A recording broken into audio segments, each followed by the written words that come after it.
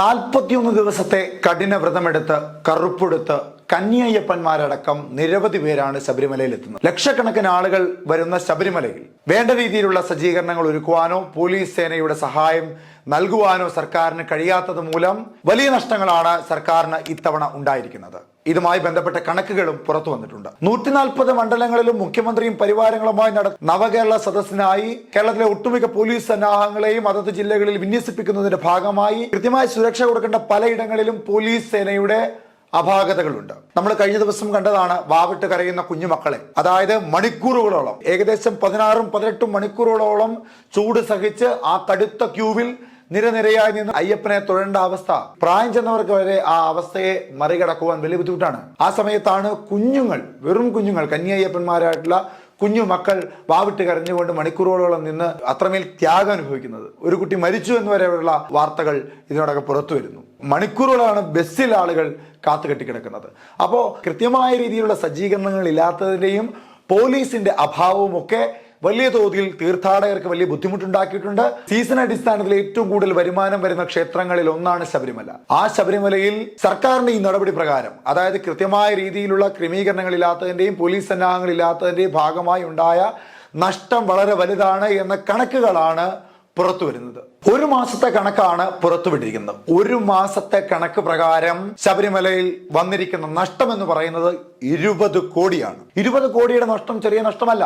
ആ നഷ്ടത്തിൽ കൃത്യമായ പങ്ക് സർക്കാരിനുണ്ട്. സർക്കാർ ശബരിമലയിലെ നടപടിക്രമങ്ങളും അതിന്റെ സുരക്ഷാ സന്നാഹങ്ങളും കൃത്യമായി നടത്താത്തത് ഈ 20 കോടിയിൽ ഉണ്ടായ ഇടിവിന്റെ പ്രധാനപ്പെട്ട കാരണങ്ങളിൽ ഒന്ന് തന്നെയാണ്. നടവരമ്പായി ശബരിമലയിൽ ഇത്തവണ ലഭിച്ചത് 134.44 കോടി രൂപയാണ്. ഇത് കഴിഞ്ഞ തവണത്തെ വെച്ച് താരതമ്യം ചെയ്യുമ്പോൾ കഴിഞ്ഞ തവണ 154 കോടി രൂപയായിരുന്നു ശബരിമലയ്ക്ക് നടവരമായി കിട്ടിയിരുന്നത്. പക്ഷെ ഇത്തവണ അത് കുറഞ്ഞ് 134.44 കോടി രൂപയായി. ആ നഷ്ടം വലിയ നഷ്ടമാണ്. ഇതിപ്പോൾ കേവലം ഒരു മാസത്തെ അല്ലെങ്കിൽ 28 ദിവസത്തെ കണക്കുകളാണ് പുറത്തുവിട്ടിരിക്കുന്നത്. മൊത്തം കണക്കെടുക്കുമ്പോൾ സർക്കാർ ഈ രീതിയിൽ തന്നെ തുടരുകയാണെങ്കിൽ ശബരിമലയ്ക്ക് ഉണ്ടാകാൻ പോകുന്ന നഷ്ടം വലിയ നഷ്ടമായിരിക്കും. സാമ്പത്തികപരമായി ഉണ്ടാകാൻ പോകുന്ന നഷ്ടം വലിയ നഷ്ടമായിരിക്കും.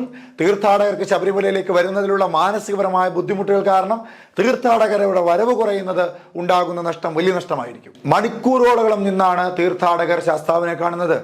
ചിലരൊന്നും സന്നിധാനത്തേക്ക് അടുക്കുന്നത് പോലുമില്ല. ലക്ഷക്കണക്കിന് ആളുകൾ അല്ലെങ്കിൽ വരുന്ന ആളുകളെ കൃത്യമായ രീതിയിൽ അവരെ സന്നിധാനത്തെത്തിച്ച് ശാസ്താവിന് ദർശനം നൽകി തിരികെ മടക്കി വിടുവാൻ കഴിയാത്തത് കാരണം എത്രയോ ആളുകൾ പമ്പയിൽ യാത്ര മതിയാക്കി തിരിച്ചു പോകുന്നു. ദർശനം ലഭിക്കാതെ അവർ തിരിച്ചു പോകുന്നു. പന്തളം കൊട്ടാരത്തിൽ വരെ വന്ന് തിരിച്ചു പോകുന്നു. ആ അവസ്ഥകൾ ഉണ്ടാവുകയാണ്. കഴിഞ്ഞ തവണത്തെക്കാൾ 1.5 ലക്ഷം ആളുകളാണ് ഇത്തവണ തീർത്ഥാടനത്തിൽ കുറവ് വന്നത്. 1.5 ലക്ഷം പേരുടെ കുറവ് എന്ന് പറയുന്നത് ശബരിമലയിലേക്ക് കിട്ടേണ്ട സാമ്പത്തികപരമായ നേട്ടത്തിൽ വലിയ ഇടിവുണ്ടാക്കുന്നുണ്ട്. ശബരിമലയിലെത്തി ശാസ്താവിനെ കാണുക എന്ന ആഗ്രഹം മാറ്റിവെക്കേണ്ട സാഹചര്യത്തിലേക്ക് വരുന്നു. ഇതൊക്കെ സർക്കാരിന്റെ പിടിപ്പുകേടായി മാത്രമേ തീർത്ഥാടകരും ഈ നാട്ടിലെ ജനങ്ങളും ഒക്കെ വിലയിരുത്തൂ.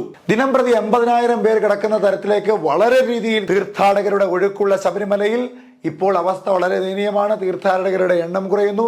അവർക്ക് അത്ര ബുദ്ധിമുട്ടി കഷ്ടപ്പെട്ട് ശാസ്താവിനെ വ്രതമെടുക്കാൻ അവർ തയ്യാറാണ്. കല്ലും മുള്ളും അടങ്ങുന്ന കാനനപാത ചവിട്ടി ശാസ്താവിനെ നോമ്പും വ്രതവും എടുത്ത് വന്ന് കാണുന്നതിൽ അവർക്ക് സന്തോഷമേ ഉള്ളൂ. പക്ഷേ യാതൊരു തരത്തിലുള്ള സഹായവും സർക്കാരിന്റെ ഭാഗത്തു നിന്ന് ലഭിക്കാതെ മണിക്കൂറുകളോളം നിന്ന് ദാഹിച്ച് വിശന്ന് വലഞ്ഞ് ശാസ്താവിനെ കാണുന്ന രീതിയിലേക്കുള്ള വളരെ പരിതാപകരമായ ഒരു അവസ്ഥ ഉള്ളിടത്തേക്ക് എങ്ങനെയാണ് തീർത്ഥാടകർ വരിക? അത് ശബരിമലയുടെ പ്രശസ്തിയെയും ശബരിമലയുടെ സാമ്പത്തികപരമായ നേട്ടങ്ങളെയും ഒക്കെ കാര്യമായി ബാധിക്കും. തിരക്ക് കൂടിയപ്പോൾ 18 മണിക്കൂറോളം, ഞാൻ നേരത്തെ പറഞ്ഞു 16ഉം 18ഉം ഒക്കെ മണിക്കൂറുകളാണ് കുഞ്ഞുങ്ങളടക്കം വൃദ്ധരടക്കം എല്ലാവരും കാത്തു നിന്ന് ശാസ്താവിനെ കാണുന്നത്. ഈ കഴിഞ്ഞ കാലങ്ങളൊന്നും അത്രയും വലിയ ബുദ്ധിമുട്ടുകളൊന്നും ശബരിമലയിൽ ഉണ്ടായിട്ടില്ല. ആളുകൾ കൃത്യമായി വന്ന് കൃത്യമായി തൊഴുത് മടങ്ങിയിരുന്നു.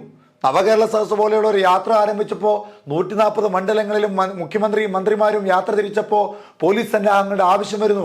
അങ്ങനെ വരുമ്പോൾ നവകേരള സദസ്സിന് പങ്കെടുക്കാൻ വരുന്ന ജനങ്ങളെ നിയന്ത്രിക്കുവാൻ പോലീസിന്റെ ആവശ്യം വരുമ്പോൾ, അല്ലെങ്കിൽ മുഖ്യമന്ത്രിക്കും പരിവാരങ്ങൾക്കും വാഹന വ്യൂഹത്തോടുകൂടി അകമ്പടി നൽകുവാൻ വേണ്ടി പോലീസിന് പോകേണ്ടി വരുമ്പോൾ സാധാരണക്കാരൻ ഭക്തി നിർഭരമായി വരുന്ന ശബരിമലയിൽ അവരെ സംരക്ഷിക്കുവാൻ വേണ്ട രീതിയിലുള്ള നടപടിക്രമങ്ങൾ നടത്തി കൊടുക്കുവാൻ പോലീസിന് കഴിയാതെ വരികയാണ്.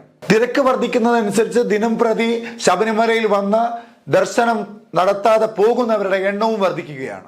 ആ കുറവും ശബരിമലയെ സംബന്ധിച്ച് വലിയ കേടുണ്ടാക്കും. നമ്മൾ കഴിഞ്ഞ ദിവസവും മാധ്യമങ്ങളിൽ കണ്ടതാണ്. വരിവരിയായി നിൽക്കുന്ന അയ്യപ്പന്മാർ, അത് കേരളത്തിലുള്ളവർ മാത്രമല്ല, തമിഴ്നാട്, ആന്ധ്രാപ്രദേശും കർണാടക അടക്കമുള്ള കേരളത്തോട് അടുത്തു നിൽക്കുന്ന മറ്റു സംസ്ഥാനങ്ങളിലെ അയ്യപ്പന്മാരടക്കം കേരളത്തിലെ മുഖ്യമന്ത്രിക്കെതിരെ രൂക്ഷമായ മുദ്രാവാക്യം മുഴക്കിക്കൊണ്ട് ഈ കഴിഞ്ഞ കാലങ്ങൾ അത്രയും ശബരിമലയിലെ മുക്കിലും മൂലയിലും ജ്വലിച്ചു നിന്നിരുന്നത് ശരണമന്ത്രങ്ങളായിരുന്നു, അയ്യപ്പ കീർത്തനങ്ങളായിരുന്നു. പക്ഷെ ഇപ്പോൾ ഈ സാഹചര്യത്തിൽ പോലീസിന്റെ അനാസ്ഥ മൂലം, സർക്കാരിന്റെ അനാസ്ഥ മൂലം അവിടെ ഉയർന്നു വരുന്ന മുദ്രാവാക്യം CM down down, Kerala CM down down എന്ന മുദ്രാവാക്യങ്ങളാണ്. ആ മുദ്രാവാക്യങ്ങൾ കേരള സർക്കാരിന് ഏൽക്കുന്ന വലിയൊരു കളങ്കമാണ്. ഭക്തജനങ്ങൾ വന്ന് കാണിക്കയിടുന്ന തുക മാത്രമല്ല, അല്ലാതെ സാമ്പത്തികപരമായി നേട്ടമുണ്ടാക്കുന്നതിൽ ശബരിമലയിലെ ഏറ്റവും പ്രധാനപ്പെട്ട ഒരു ഘടകമാണ് അവിടുത്തെ അരവണ. അരവണയിലൂടെ ശബരിമലയിലേക്ക് വരുന്ന സാമ്പത്തിക നേട്ടം ചെറുതൊന്നുമല്ല, വളരെ വലിയ തോതിലുള്ള നേട്ടങ്ങൾ ഉണ്ടാക്കാൻ സാധിക്കുന്നുണ്ട്. പക്ഷെ അവിടെയും ഇത്തവണ വലിയ ഇടിവുണ്ടായിട്ടുണ്ട്.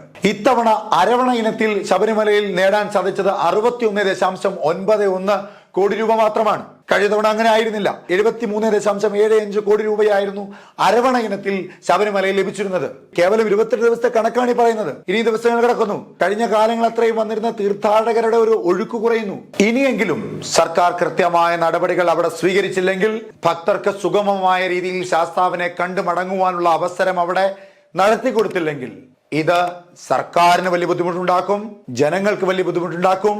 കൂടാതെ അടുത്ത തവണ അധികാരത്തിൽ വരുന്നതിൽ വരെ ഇടതുപക്ഷ സർക്കാരിന് വലിയ ഇടിവുണ്ടാകാൻ സാധ്യതയുള്ള ഒരു കാര്യമാണ്. കാരണം കഴിഞ്ഞ തെരഞ്ഞെടുപ്പിൽ ശബരിമല വിഷയം ഇടതുപക്ഷ സർക്കാരിനെ സംബന്ധിച്ച് വലിയ ഇടിവുണ്ടാക്കിയ ഒന്നാണ്. 2024 ലോക്സഭാ തെരഞ്ഞെടുപ്പ് വരാൻ പോവുകയാണ്. കഴിഞ്ഞ തവണത്തെ പോലെ ഒന്നുമില്ലാത്തൊരു അവസ്ഥയിലേക്ക് മാറാനുള്ള ഇട വരാതിരിക്കണമെങ്കിൽ ശബരിമലയിൽ വരുന്ന ഭക്തജനങ്ങൾക്ക് വേണ്ട സൗകര്യങ്ങൾ ഒരുക്കി കൊടുക്കുക, അവർക്ക് ക്രമസമാധാനപരമായി വന്ന് ശാസ്താവിനെ കണ്ടു മടങ്ങുന്ന ഒരു അവസ്ഥ ഉണ്ടാക്കി കൊടുക്കുക. അവിടെ മാത്രമല്ല, കേരളമൊട്ടാകെയുള്ള സാധാരണക്കാരന്റെ സ്വത്തിനും സമ്പത്തിനും ജീവനും ഒക്കെ സംരക്ഷണം നൽകുവാൻ ആഭ്യന്തര വകുപ്പ് ഭരിക്കുന്ന, മുഖ്യമന്ത്രി കസേര ഭരിക്കുന്ന പിണറായി വിജയന് സാധിക്കണം, കേരള സർക്കാരിന് സാധിക്കണം.